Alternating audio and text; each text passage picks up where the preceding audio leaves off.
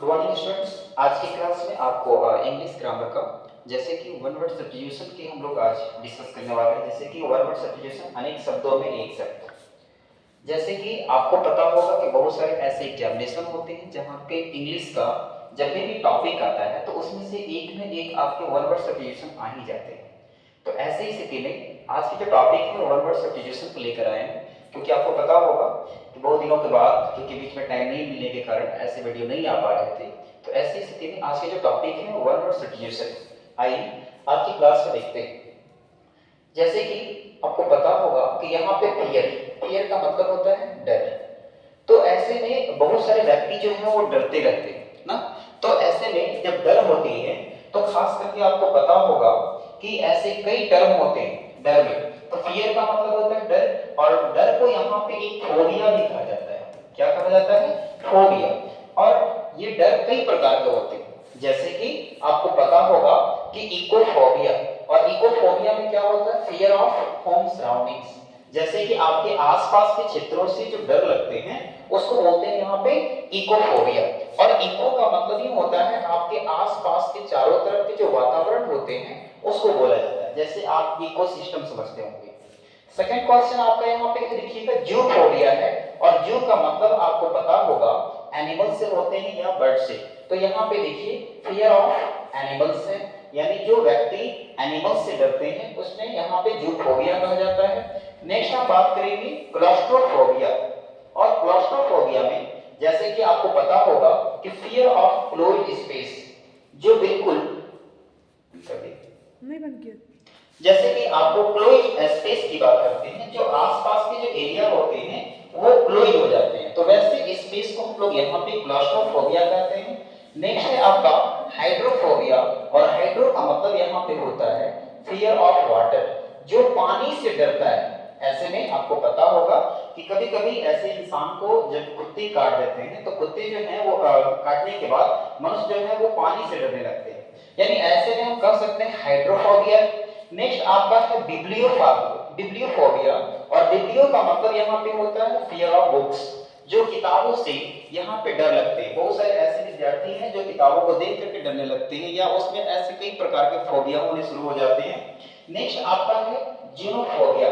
और जीनो का मतलब होता है फियर और डिसलाइक ऑफ फॉरेनर्स, मतलब कि जो व्यक्ति फॉरेनर से यानी जो विदेशी है उससे डरते हैं। ऐसे में हम यहाँ पे बात करेंगे जीनोफोबिया। नेक्स्ट है आपका नेक्रोफोबिया। और नेक्रोफोबिया का मतलब होता है फियर ऑफ डेड बॉडी, जो व्यक्ति कभी-कभी डेड बॉडी से डरने लगते हैं ऐसे में उनको कहा जाता है कि नेक्रोफोबिया हो गया। नेक्स्ट है आपका एरोफोबिया। और एरो का मतलब होता है हाइट से। एरो का मतलब हाइट से रिलेटेड होता है। ऐसे में fear of height is known as aerophobia. Next हम बात करेंगे ऑफिलोफोबिया। और ऑफिलोफोबिया का मतलब यहाँ पे होता है फियर ऑफ स्नेक्स, यानी जो व्यक्ति सांपों से डरते हैं। तो ऐसे में डर का जो भी यहाँ पे है, क्योंकि ऐसे में कभी-कभी व्यक्ति जब स्नेक को देखते हैं तो उनका डर होने शुरू हो जाते हैं, यानी ऑफिलोफोबिया हो गया। नेक्स्ट है आपका सिंजेनेसोफोबिया। और ऐसे में यहाँ पे फियर ऑफ रिलेटिव्स, कभी-कभी सगे संबंधियों से भी डर लगने लगता है। तो ऐसे में यहाँ पे सिंजेसोफोबिया कहेंगे यहाँ पे। उसी तरह से और भी यहाँ पे आपके फोबिया के अंतर्गत आएंगे, ठीक है। तो ऐसे में यहाँ पे देखेंगे, नेक्स्ट हम यहाँ पे बात करेंगे नोमोफोबिया। और नोमोफोबिया का मतलब होता है fear of being without your mobile phone, यानी वह व्यक्ति जो बिना मोबाइल फोन का यहाँ पे डर लगने लगता है। ऐसे में हम बात करेंगे नोमोफोबिया। यहाँ पे होता है नोमोफोबिया, जो ये इंपॉर्टेंट टर्म है। नेक्स्ट हम बात करेंगे यहाँ पे साइड। और साइड का मतलब होता है यानी हत्या। साइड का मतलब यहाँ पे हत्या होता है। और ऐसे में जैसे कि आपको पता होगा मैट्रिसाइड। और मैट्रिसाइड का मतलब होता है the killing of one's husband, वह व्यक्ति यानी वह पर्सन जो भी है यानी जो महिलाएं अपने हस्बैंड को क्या करते हैं? मार देते हैं ना, किलिंग ऑफ वंस हस्बैंड। तो ऐसे में यहाँ पे उन्हें कहा जाता है मैरिटिसाइड ना। क्या कहा जाता है? मैरिटिसाइड कहा जाता है। और साइड का मतलब हत्या होती है। नेक्स्ट हम बात करेंगे पैरेंटिसाइड। और पैरेंटिसाइड का मतलब होता है द किलिंग ऑफ पेरेंट्स, यानी वह व्यक्ति जो अपने पेरेंट्स को ही मारते हैं बड़े होने पर। जैसे कि आप देखेंगे कभी पापा को कभी मम्मी को ऐसे, यानी पेरेंट्स को ही मारना शुरू करते हैं पैरेडिसाइड में। नेक्स्ट है आपका जीनोसाइड, और जीनो का मतलब होता है जीनोसाइड, और जीनो का मतलब होता है the killing of whole race, यानी पूरी जो भी रेस होंगी उनको यहाँ पे मारने का प्रयास करते हैं ना, या उसको मार ही देते हैं, तो ऐसे में जीनोसाइड कहा जाता है।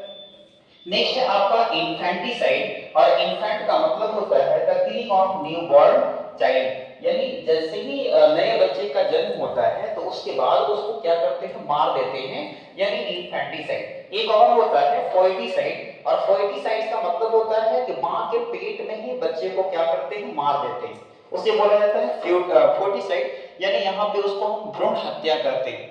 नेक्स्ट में बात करेंगे रेजिसाइड, और रेजिसाइड का मतलब होता है the killing of a king, यानी वो राजा को मारना, रेजिसाइड। नेक्स्ट है होमिसाइड, और होमी का मतलब होता है ह्यूमन बीइंग से रिलेटेड होता है, the killing of human beings. Next है आपका सुसाइड, और ये अक्सर आप लोग जानते होंगे, ये अक्सर आप न्यूज़ वगैरह में सुनते रहते होंगे कि वह व्यक्ति सुसाइड कर लिया। तो सुसाइड का मतलब क्या होता है, the killing of one self, यानी वह व्यक्ति जो खुद को मार लेता है ना। क्यों मारता होगा, तो या तो हो सकते हैं पेरेंट्स से अनबन होता होगा, फ्रेंड सर्कल से है, रिलेटिव से है, या कुछ ऐसे लाइफ में होते हैं कभी बच्चे या कभी और लोग जो है बोझी हो जाते हैं, तो ऐसे में वो सुसाइड करना ही समझते हैं कि हम इस संसार में रहकर क्या करें। नेक्स्ट है आपका पैट्रिसाइड, और पैट्रिसाइड का मतलब होता है the killing of a father, यानी वह व्यक्ति जो अपने पिता को किल करता है, मारता है।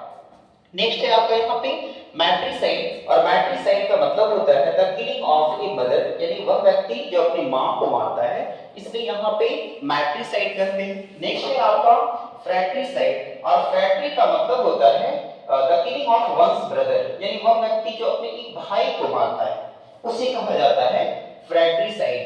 नेक्स्ट है सोरोरिसाइड, जिसको हम बोलते हैं the killing of one sister, यानी वो अपनी बहन को मारता है, उसे हम कहते हैं सोरोरिसाइड। और नेक्स्ट आपका है आज की क्लास में यूक्सोरिसाइड, और यूक्सोरिसाइड का मतलब होता है the killing of one's wife, यानी वह व्यक्ति जो अपने वाइफ को मारता है। तो ऐसी स्थिति में यहाँ पे अभी हम दो टर्म देख पाए।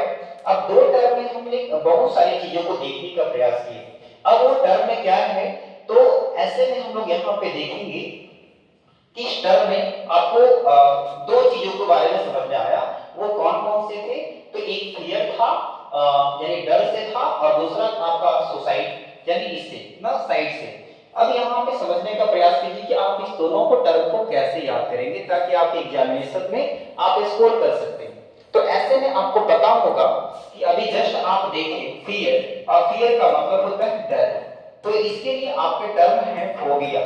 और दूसरा आप देखें हत्या, और हत्या के लिए यहाँ पे आपको पता होगा साइड का इस्तेमाल किया गया, ठीक है। तो ऐसे में फोबिया और साइड ये दो टर्म हैं, तो ये आप जब भी आप इंग्लिश पढ़ेंगे तो आपको दो चीज पढ़ने होंगे, ठीक है। एक होता है प्रीफिक्स, दूसरा होता है सफिक्स। तो जब भी कोई वर्ड है तो उस वर्ड को बोला जाता है इनफिक्स, ठीक है।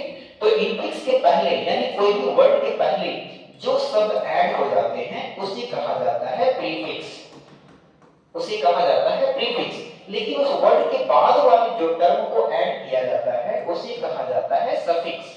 और ऐसी स्थिति में कोई भी वर्ड के आगे लगने वाले सफिक्स वर्ड, तो आप देख सकते हैं जितने भी टर्म यहाँ पे दिए गए हैं उस टर्म में आपको फोबिया और साइड आपके सफिक्स वर्ड हैं।